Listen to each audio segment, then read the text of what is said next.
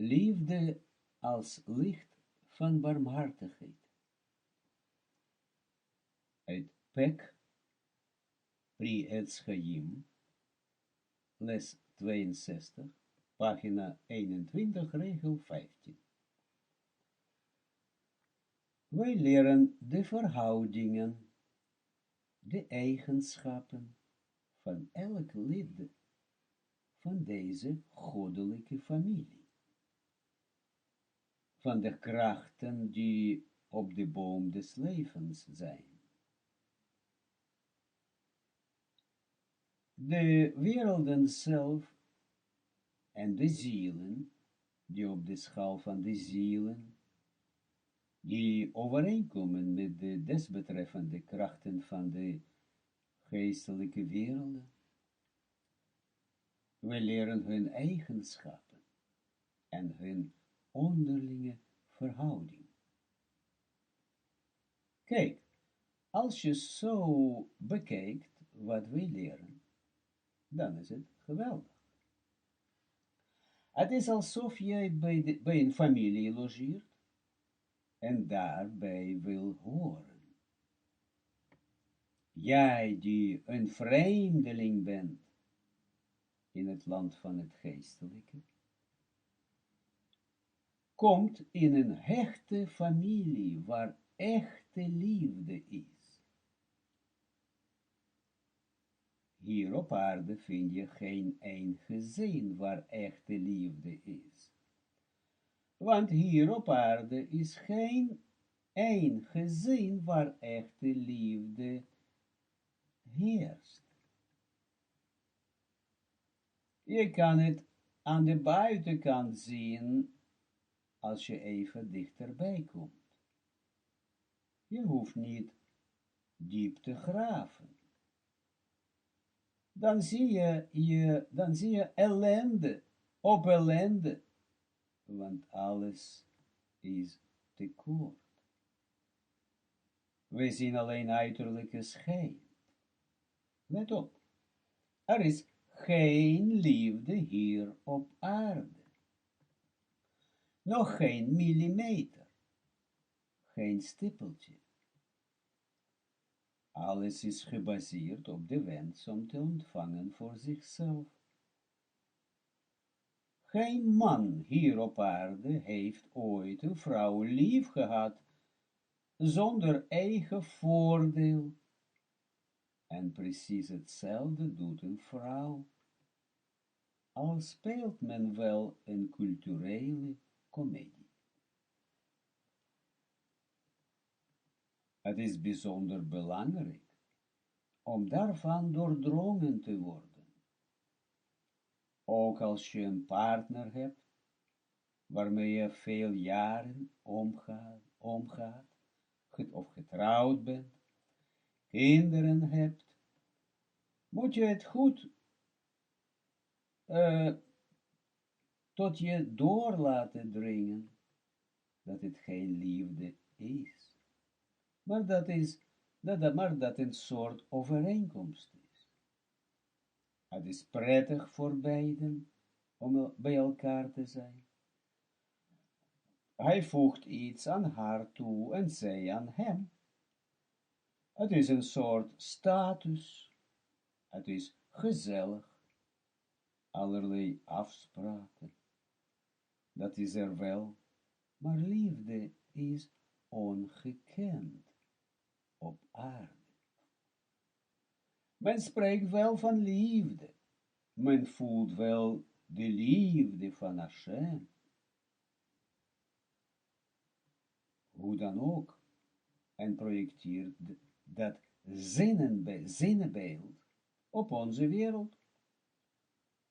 Hoe kan een ellendeling de andere ellendeling lief hebben? Dat is absoluut onmogelijk. Wij kunnen dat alleen doen door de projectie van het hogere hier op aarde, wetend dat alles buiten mij Hashem is. Dan kan ik proberen de ander lief te hebben, net zoals ik Hashem probeer lief te hebben. alleen op deze manier. Ja, dus nabotsend. Hoe kan de ene mens verlangen naar de ander? Hoe?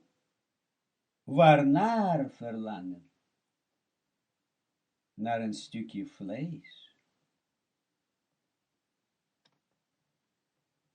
Het is een verschrikking als een mens de waarheid voor ogen zou hebben. Zou hij liever dood willen gaan dan zich bezig te houden met de aardse liefde. Met dingen die absoluut verwerpelijk zijn. Waardoor de mens alleen maar zijn fiasco ervaart. Alleen zichzelf onrein maakt. Duidelijk. Daarom wordt in de Torah gezegd, als er geen Hashem is tussen twee mensen, ja, die in verhouding komen te staan, dan is het een perversie. Dan is het prostitutie. In deze wereld is alles prostitutie. Elke verhouding tussen man en vrouw is een absolute prostitutie. Duidelijk. Het is wel een prostitutie waarbij men niet zomaar naar een ander gaat, naar een leenvrouw, zoals ik het noem. Hier in Nederland bestaat ook nog een leenman, die je eenmalig of zo betaalt. Dat is heel anders.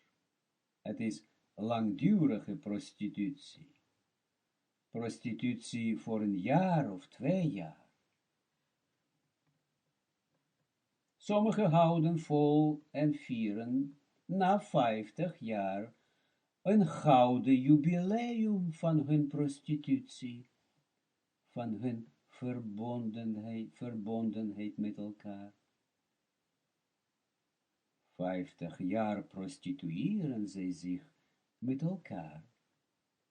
En dat vieren zij samen, plechtig, met veel mensen, mooie kleding. Die zij, met veel mensen, die zij uitnodigen, kinderen, kleinkinderen, enzovoort. Apetrots. Zij vieren eigenlijk 50 jaar van prostitutie. Niet de uiterlijke schijn, maar wat binnen gebeurt met de mens, zijn motivatie, dat telt. En dat is pure prostitutie. Ik weet wat ik zeg. Let goed op. Het is allemaal de wens om te ontvangen. Dat moet je laten doordringen. Laten doorweten. Dat je het goed voor ogen hebt en geen dingen ziet die op goud lijken, maar in werkelijkheid poep zijn. Zo is liefde in deze wereld. Het is zo geweest, het is zo, en zo zal het zijn tot de gmar tikkun, tot de volledige correctie. Hashem heeft de wereld zo gemaakt dat de liefde alleen maar gezocht kan worden in verbondenheid met hem. Hashem heeft de wereld zo gemaakt dat als je liefde wil ontvangen, liefde is licht van barmhartigheid. En niet orgozer, niet terugkerende licht. Orgozer, wat wij hebben, is dien. Duidelijk. Onze man, ons verzoek, is een pure dien, gestrengheid. Wij doen deze dien omhoog, omdat wij het niet aankunnen. Wij willen deze dien verzoet hebben door de barmhartigheid. geen mens is barmhartig. Geen mens ooit wist van barmhartigheid, al lijkt het ons wel dat iemand barmhartig is of ooit geweest was. Alleen Yeshua heeft barmhartigheid hier op aarde gehad. Was Ari, mijn grote leraar, barmhartig? Was Shimon bar Yochai, de auteur van de Zoger, barmhartig? Was Moshe, die tête-à-tête gesproken had, de schepper tête-à-tête gesproken had, en van hem de Torah heeft ontvangen, barmhartig? Natuurlijk niet, want zij waren van 4 stadia. Ze hadden wel de barmhartigheid aangetrokken van de kracht van Yeshua, in zichzelf uiteraard. En via Yeshua hadden zij ook het licht van barmhartigheid ontvangen, maar op zichzelf staande is er geen sprake van. Geen heilige hier op aarde weet van intrinsieke barmhartigheid van zichzelf. Duidelijk. Zelfs Yeshua zegt, waarom noem je mij goed? Alleen Hashem is goed. Terwijl Yeshua zeker goed is. Over Yeshua kunnen wij zeker weten dat het goede is. Want hij kende de wens om te ontvangen niet. Hij heeft wel op zichzelf gelegd de zonde van de wereld. Oftewel, de wens om te ontvangen voor zichzelf, heeft hij op zichzelf genomen. Dat is wat wij noemen de 9 onderste van de ketter. Oftewel, de 7 onderste, afhankelijk van wat wij daarmee onderstrepen. De 7 onderste van de ketter is als het ware het lichaam van de ketter. Het is insluiting van de 7 onderste van het lichaam, van de 4 stadia. Maar het is nog steeds het lichaam van de ketter. Dat is wat wij noemen het lichaam van Yeshua. Dat is ook wat zij in het christendom zeggen, het lichaam van Jezus. Men weet echter niet wat men zegt. Het zinnebeeld krijgt men wel. In de Kabbala kan je dat zien. De 7 onderste van de ketter is het lichaam van Yeshua. We hebben alleen toegang tot de 7 onderste. 9 onderste kan ook, maar hier is het treffend om te spreken van 7 onderste. Om te benadrukken dat het gaat over het lichaam. Lichaam is 7 ondersten van de sfera, van een sfera. We hebben geleerd dat een lagere alleen maar het lichaam van een hogere kan bekleden. Dus tot de P niet hoger, tot de mond en niet hoger, kan alleen het lichaam van een hogere bekleden. Het hoofd kan een lagere niet bekleden, wanneer een lagere naar een hogere opsteegt. Daarom dat als wij naar Yeshua opstegen, wij altijd alleen maar opstegen naar de 7 onderste. Dat is het lichaam van de klieketter, oftewel het lichaam van Yeshua. Dat is wat men zegt, dat men het lichaam van Yeshua ziet, ervaart, smaakt. Zinnebeeldig kunnen wij dat ook vinden in Brit Hadasha, nieuwe verbond. Toen Yeshua aan een van die apostelen verscheen, na zijn herreizenis in de hemel. De eerste maand verscheen hij aan hen. Hij kwam door de muur heen waar zij vergaderden. Een van de apostelen geloofde niet dat Yeshua echt bij hem kwam. Hij stopte zijn vinger in het lichaam van Yeshua en zag wel dat het Yeshua was. Wat betekent dat? Het betekent natuurlijk niet dat Yeshua daar in levende leven in materie kwam, God verhoede, zoals men dat kinderlijk aan het volk vertelt. Yeshua heeft zich geprijsd dat hij de aarde zou verhalen.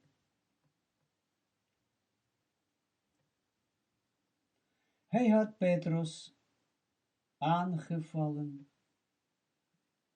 toen hij van Yeshua hoorde dat hij na 3 dagen uitgeleverd zou worden aan het kwaad, aan de machthebber van deze wereld, en gedood zou worden.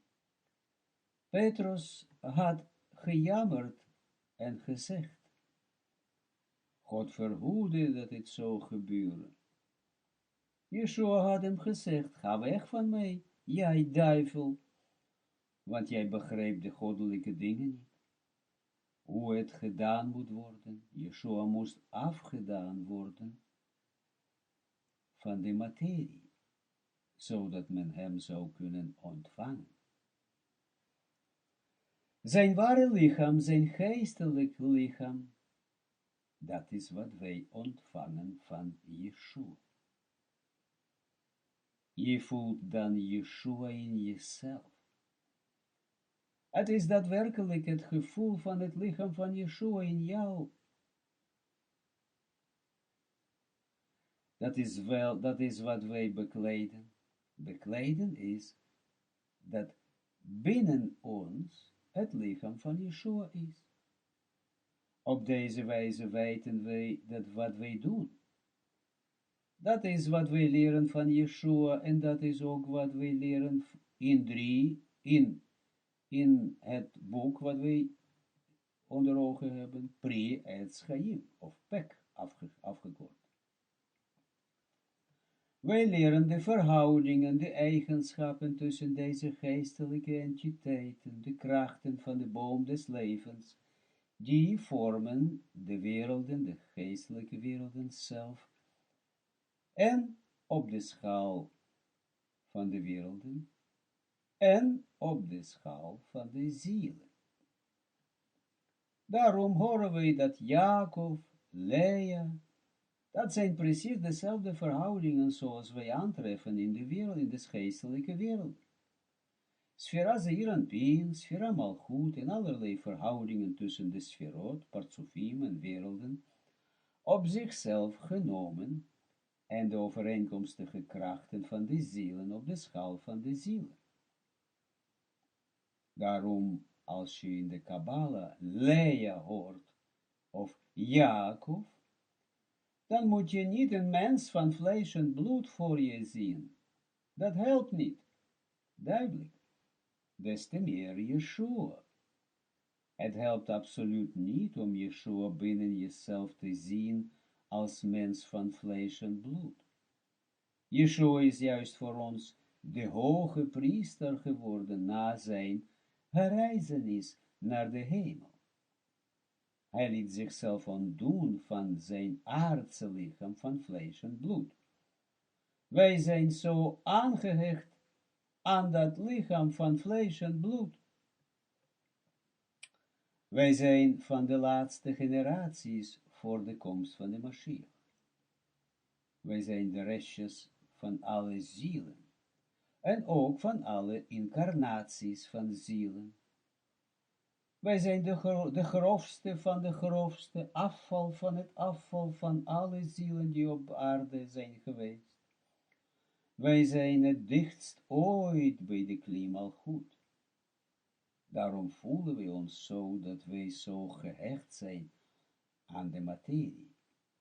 Want wij komen steeds tot de regio die wij niet aankunnen.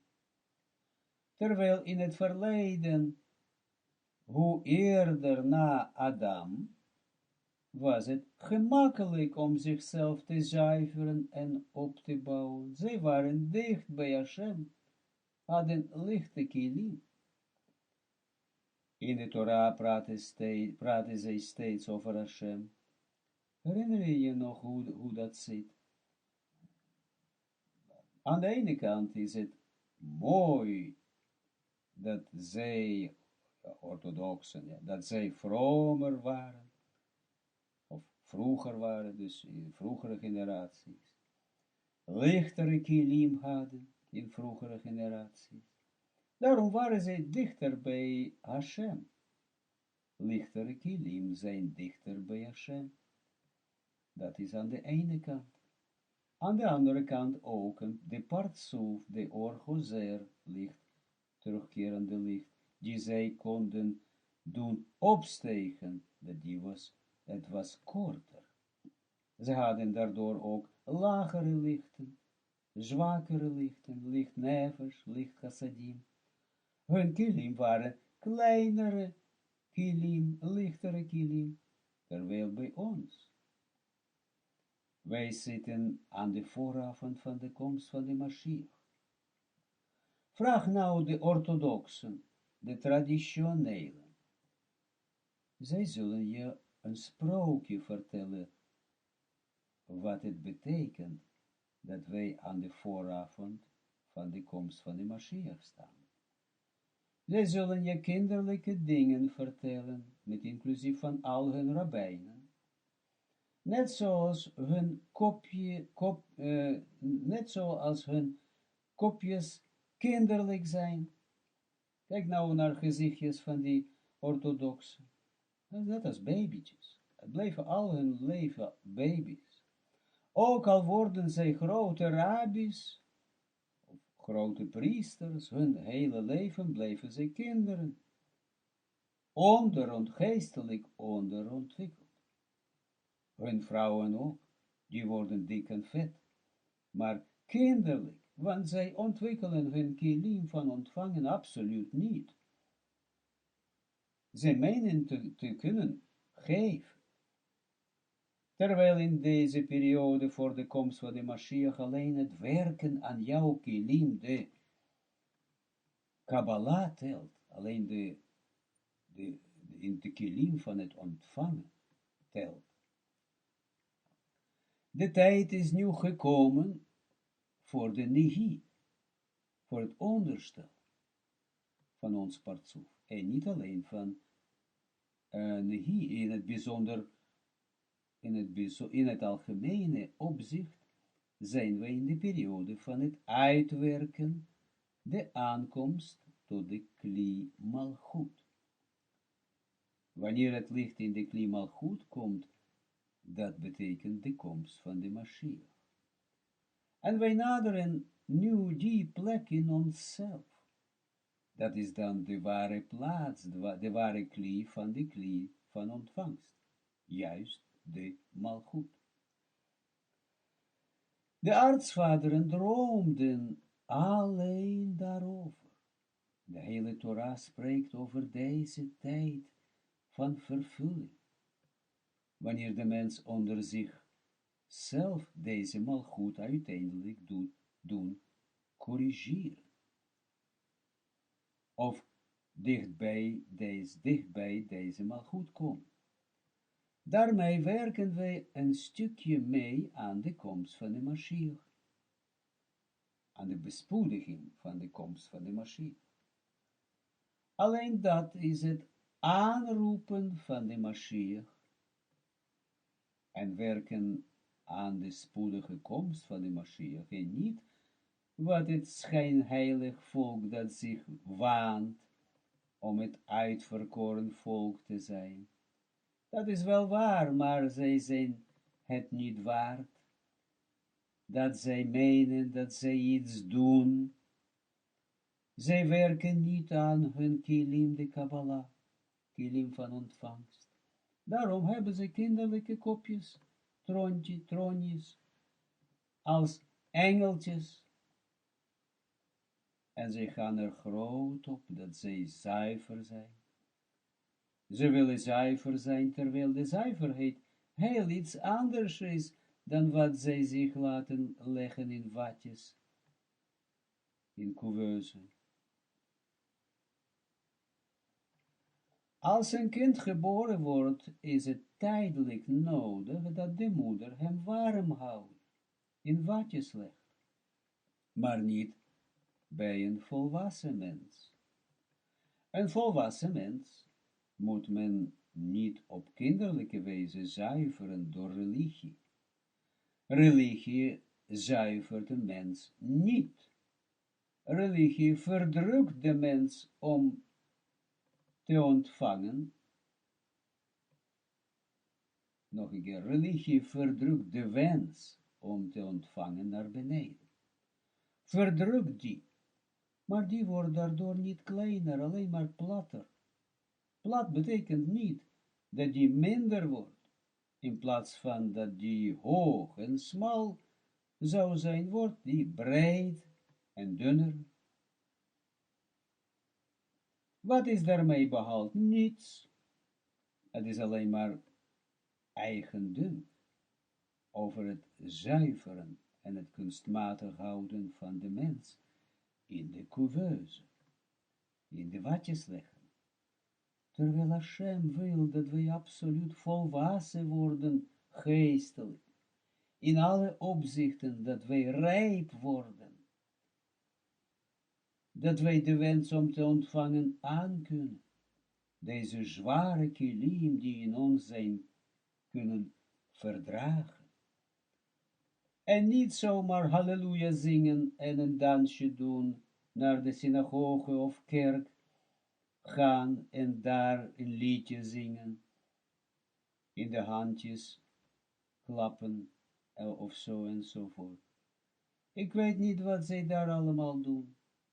Naar een orgelmuziekje luisteren, een rustig avondje doorbrengen. Het is gezellig. Ja, precies hetzelfde haal ik van het concertgebouw. Ga naar het concertgebouw en luister naar het requiem van Mozart of zo. Het is hetzelfde, net als in de kerk. Ja, het doet aan je gevoel. Duidelijk, je komt er niet verder mee. Daarom is het van het grootste belang om voortaan steeds te leren dat als wij spreken van Rachel, van Jacob, van Esau, of wat er ook is, dat jouw voorstelling wil laten maken van een mens van vlees en bloed, dat er sprake is van krachten op de schaal van ziel. Het is geestelijk en heeft niets met het materiële te maken, niets met emoties, laat staan het lichamelijke. Je moet altijd oplettend zijn dat jij die verhoudingen, eigenschappen leert. Wat is Jacob op dat moment in een bepaalde verhouding? Wat is Lea in een bepaalde verhouding of een andere verhouding? Wat is Rachel? Waar bevinden zij zich op de schaal van de boom des levens? En wat hun verhoudingen onderling zijn? Jacob hield van Rachel en niet van Lea. De ogen van Lea waren wazig. Niet denken dat Lea wazige ogen had. Het betekent dat zij geen chogma had. Enzovoort. Of geen onthulde chassadim. Dat zijn allerlei dingen, geestelijke krachten. Waarom is dat zo? Dat wil, wat wil het zeggen in het geestelijke? Dat zijn dan de verhoudingen tussen deze leden van de goddelijke familie. Soms overlapt het elkaar, spreekt hij over de schaal van de zielen en overlapt het de schaal van de geestelijke werelden. Dat doet er niet toe, want als wij de plaats weten op de schaal van de zielen, dan weten we automatisch waar het zich bevindt op de schaal van de werelden enzovoort, en vice versa. Eigenlijk hoort dit thuis bij Brit Hadasha, bij het nieuwe verbond. Maar dat doet er niet toe. Het is niet dat ik wil verder gaan. Maar het is nodig om nog een keer zo'n inleiding te geven over dat belangrijke onderwerp. Dat wij weten goede intenties hebben, juiste intenties hebben van wat wij leren. Dat zal ons zeker helpen. Uit het Schaïm, les 62b. Kabbala doet mijn ogen open. Dat is de redding wat Yeshua ook zegt. Aan Yeshua werd de Kabbala gegeven. Yeshua is de grondlegger van de Kabbala. Kabbala komt van boven. Alle religieën komen van beneden, zijn door de mens gemaakt. Zij doen daar een beetje verzoeting bij van het geestelijke, opdat het niet helemaal als leugen zal lijken. De ware Kabbala komt van boven, van Yeshua. Daarom dat Yeshua de mens geneest en hem liet zien. Ook ik ben door de Kabbala ziende geworden. In de mate zoals het mij gegeven wordt, met de dag meer en meer.